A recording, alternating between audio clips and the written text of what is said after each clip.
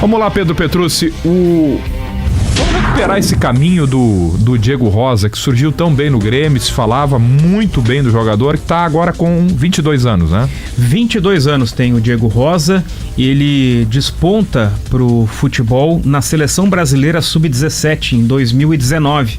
A seleção é campeã mundial, uma final emocionante contra o México, virada por 2-1.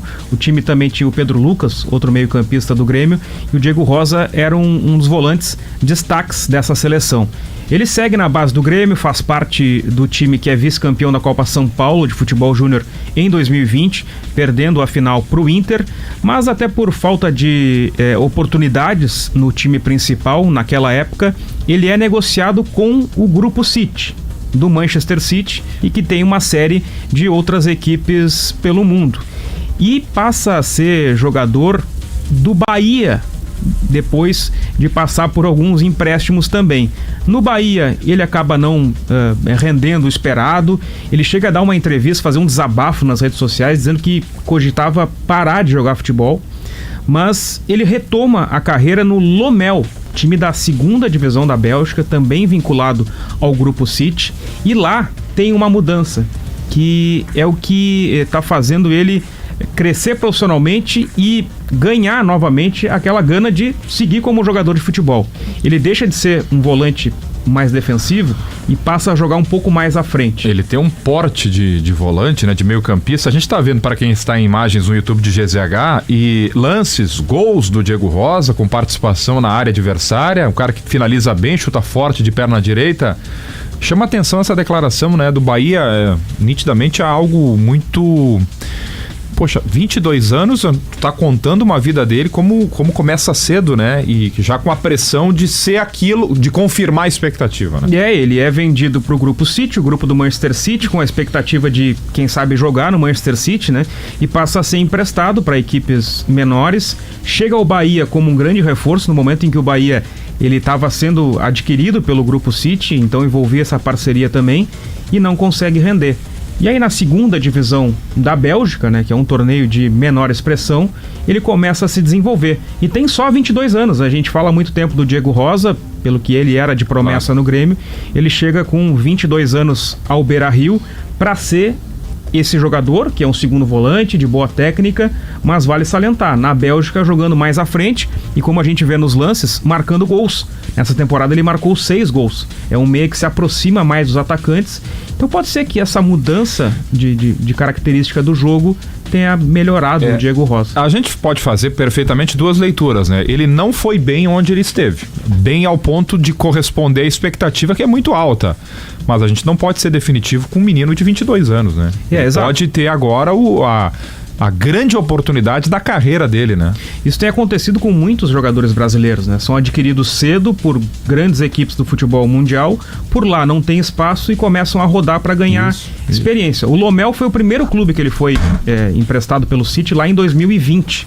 E por lá ele teve uma sequência, depois ele vai para o Vizela de Portugal, e lá ele é treinado por aquele treinador do Vasco que usava boina, por exemplo. Agora me fugiu o nome agora. Mas o treinador era passou pelo Vasco e usava a boina.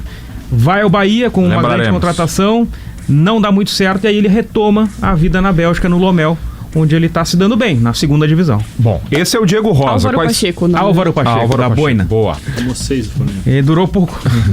Quais são os outros 2 reforços a caminho?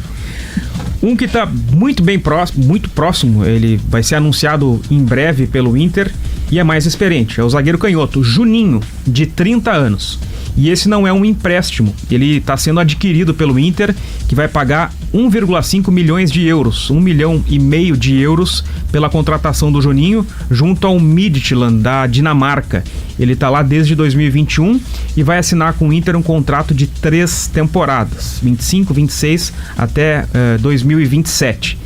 Ele é cria do Curitiba, depois teve oportunidades em Palmeiras e Atlético Mineiro, acabou não dando muito certo. E aí ele foi pro Bahia, e no Bahia ele conhece e trabalha com o Roger Machado, agora técnico do Inter, entre 2019 e 2020. Lá ele é titular, vive o auge de sua carreira no Bahia com o Roger Machado, e aí vem a negociação para o Midtjylland da Dinamarca, Por lá, ele tem 3 temporadas como titular, mas agora perdeu espaço, e por isso até o seu retorno ao Brasil. Em 2025, ele fez apenas uma partida, que é na semana passada na Liga Europa contra a Real Sociedad, e ele entra no segundo tempo. Antes, os jogos do Midland, ele ficou no banco de reservas. Ele começou a ser reserva a partir de outubro, quando ele tem uma lesão e começa a ficar fora. Mas é um cenário agora para ele retomar a sua carreira no Brasil e chegar ao Inter como um zagueiro canhoto, né? O Roger entendia que precisava dessa característica em seu grupo. O Vitor Gabriel está jogando pelo lado esquerdo, tem outras opções, mas é um zagueiro canhoto que chega para compor o elenco do Inter. Vou te fazer uma pergunta, Pedro. Ele é melhor do que o Cleiton Sampaio e do que o Rohel? Olha, acho que o Rohel tem uma característica um pouquinho diferente, né?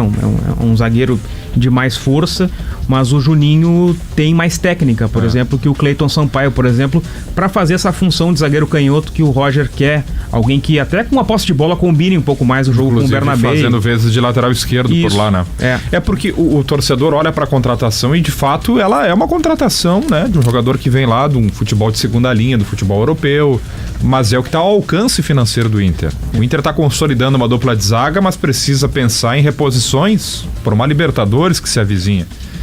E para a saída do Thiago Maia, a chamada contratação criativa, eu vejo com muito bons olhos o nome do Diego Rosa, hein? Para o Inter apostar nesse jogador de jovem, com capacidade de fazer área a área, né? Para ter essa figura que o Inter não tem hoje, à medida em que tem 2 volantes titulares com idade alta, né? Fernando e Bruno Henrique. E o cenário é o seguinte, não só o Thiago Maia, que agora deixou o grupo, mas antes o Rômulo saiu. Então o Inter teve a lacuna da saída de 2 volantes e por isso está buscando mais um volante também. Aí sim, esse é um jogador que exige um investimento maior, porque é de uma característica diferente, é uma jovem promessa do São Lourenço, o Elian Irala.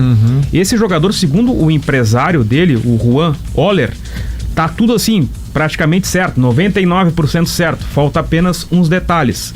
O Inter, no cenário, é um pouco mais cauteloso, não quer ceder à pressão também do empresário, muitas vezes, porque uma reta final de janela de transferências, ela pode gerar uma certa urgência das necessidades e nessas horas todo mundo tenta apertar um pouquinho a negociação para ganhar mais dinheiro. Então o Inter quer ser cauteloso nesse cenário, sabe que o prazo está apertado, é até amanhã para contratar esse jogador, ainda está na pauta, mas ele não está tão próximo de um desfecho quanto a gente comentou sobre Juninho e Diego Rosa.